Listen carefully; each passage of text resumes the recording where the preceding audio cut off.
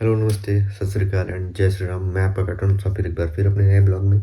तो आज का जो मेरा वीडियो है वो आपको ये बताने के लिए है कि आप अगर पचमढ़ी आते हो तो पचमढ़ी को कैसे विज़िट करोगे, कैसे टिकट बुक करोगे, कैसे टिकट काउंटर पे आप जाओगे और वहाँ पे क्या-क्या रूल्स फ़ॉलो करने हैं और क्या-क्या रूल्स फ़ॉलो करने हैं। एंड वहाँ पे एक बाइसन लॉज करके है, उसके बारे में हम जानेंगे। और वहाँ का जो म्यूज़ियम है वो छोटे से वीडियो में मैं आपको दिखाऊंगा। लेकिन सबसे मोस्टली इम्पोर्टेंट ये चीज़ें मैं नहीं, पचमढ़ी के मोस्ट फेमस गाइड देवा भाई हमें बताएंगे। आप सब जानते हैं उनको, और चलिए उनसे मिलाते हैं और सारी चीज़ें वही आपको बताएंगे। और वीडियो के लास्ट में मैं आपसे मिलता पे हम निकल चुके हैं पचमढ़ी में, और सामने हमारे बहुत मोस्टली पचमढ़ी के मोस्ट फेमस गाइड देवा भैया हमारे साथ हैं। और इनको तो आप सब पहचानते ही हैं, जो कि आज हमारे साथ हमारी राइड पे हैं, हमारे गाइड बनकर।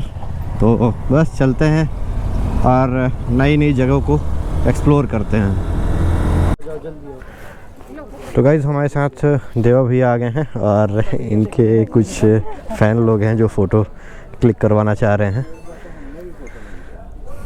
तो अभी बाइसन लॉज में है, और बाइसन लॉज का जो एरिया है यहाँ पर ये सामने में जो काउंटर दिख रहा है आपको, ये टैक्सी यूनियन का काउंटर है। यहाँ से टैक्सी जिप्सी प्रोवाइड होती है। अगर घूमने का प्रोसेस अगर आपको जानना है और पचमढ़ी आना, तो सबसे पहले इस काउंटर पे आकर के आपको टैक्सी लेना पड़ेगा।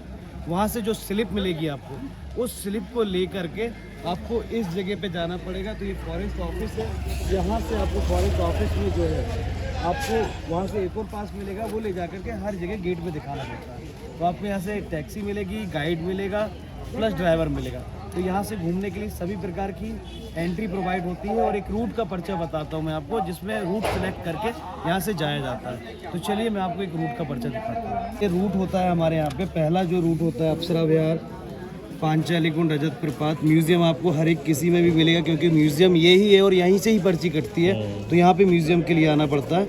अप्सरा विहार, पांचाली कुंड, रजत प्रपात, echo point, Reechgarh, B fall, ये सारी चीज़ें आपको देखने के लिए यहाँ पर मिलेंगी।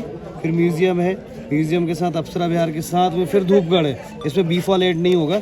बाकी मेन जो रूट है वो 3 नंबर रूट अधिकतर लोग जाते हैं, तो ये आप जा सकते हैं। बाकी डचेस फॉल किसी को जाना है तो डचेस फॉल के लिए 4 नंबर रूट है। बाकी आपको जो है नॉन एंट्री पॉइंट और चौरागढ़ के लिए और जंगल सफारी के लिए बताया जाएगा। ठीक है, एंट्री पॉइंट बोले तो बाइसन लॉज क्या है मैं आपको बताता हूँ। बाइसन लॉज जो है वो पचमढ़ी का एक फॉरेस्ट ऑफिस है, टिकट काउंटर है।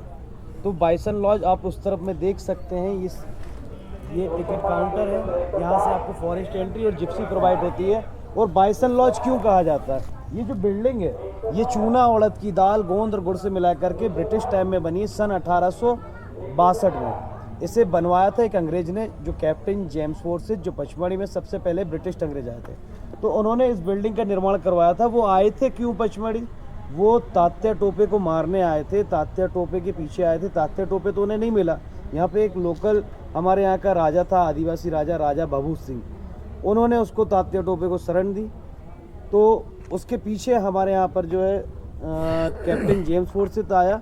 उन्हें तात्या टोपे तो नहीं मिला, लेकिन उनको पचमढ़ी इतनी अच्छी लगी कि वो पचमढ़ी में रहना उन्होंने चालू कर दिया। तो ये पचमढ़ी की सबसे पहली बिल्डिंग थी। इसको बाइसन लॉज इसलिए बोला जाता है कि ये जो बाइसन नामक का जो जीव है, जिसका सर काट करके हंट करके अपने गेट पे लगाया हुआ था, इसीलिए इसको बाइसन लॉज नाम दिया जाता है। तो ये जो बाइसन लॉज जो बिल्डिंग है, ये फॉरेस्ट का एक म्यूजियम है। यहाँ पे क्या क्या हमारे यहाँ पे मैमल्स वगैरह पाए जाते हैं, रेप्टाइल्स हैं, हमारे यहाँ पे बर्ड्स हैं, इंसेक्ट्स हैं और बॉटनी। तो हमारे यहाँ का जो जंगल है मिक्स फॉरेस्ट है, तो उसके बारे में जानकारी है।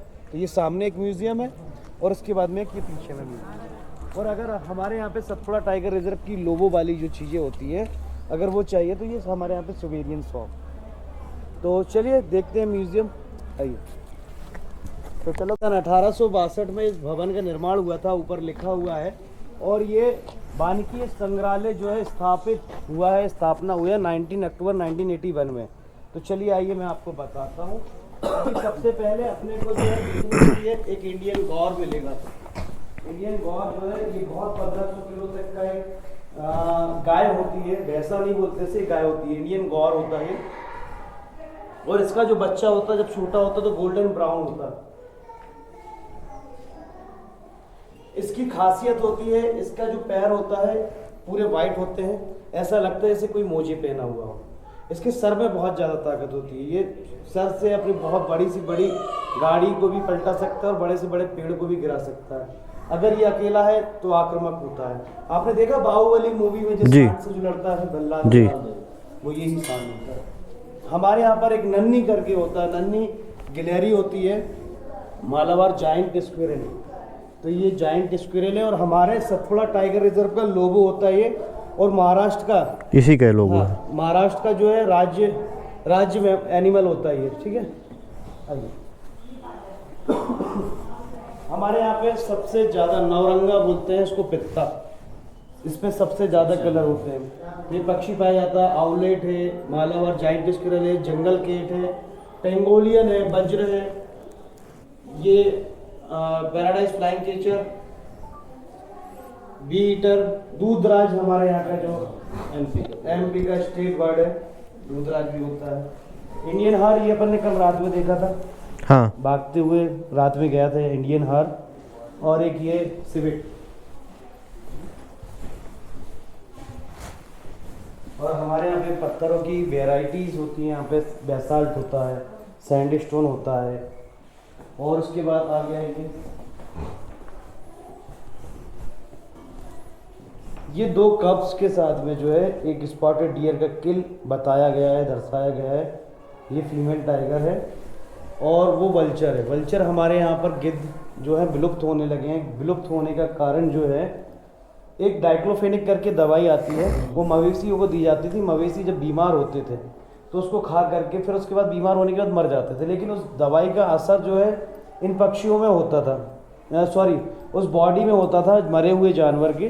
तो फिर वो जो ये पक्षी, या बोले तो वल्चर और कॉमन क्रो, ये जब दो पक्षी इसको खाते थे तो इनके अंदर के पूरे पार्ट से वो पूरे कैंसर से ख़त्म हो जाते थे, इसलिए ये विलुप्त होने लगे। फिर उसके बाद उस दवाई पे बैन लगाया गया, तब जाकर के थोड़े अभी हैं। हमारे यहाँ पे वाइट बैक वल्चर वगैरह भी देखने को मिल जाते हैं।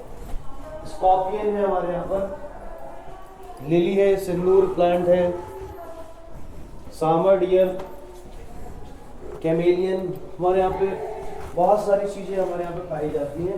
ये लोकल ट्राइबल आर्ट्स होता है हमारे यहाँ पे।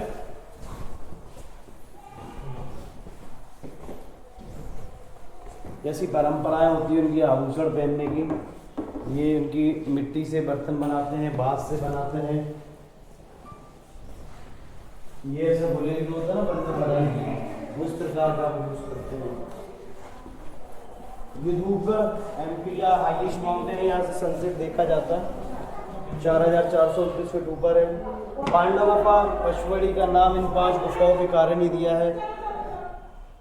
पंचमढ़ी यानी एमपी में एक एकांत में जो घर होता है उसको मढ़िया बोलते हैं। 5 कमरे बने हैं, 5 घर हैं, तो लोकल लोगों ने इसको पंचमढ़िया नाम दिया। पंचमढ़ी से ये जो पांडव गुफा है इसी के नाम से जो है पचमढ़ी नाम दिया गया है, पचमढ़ी शहर का।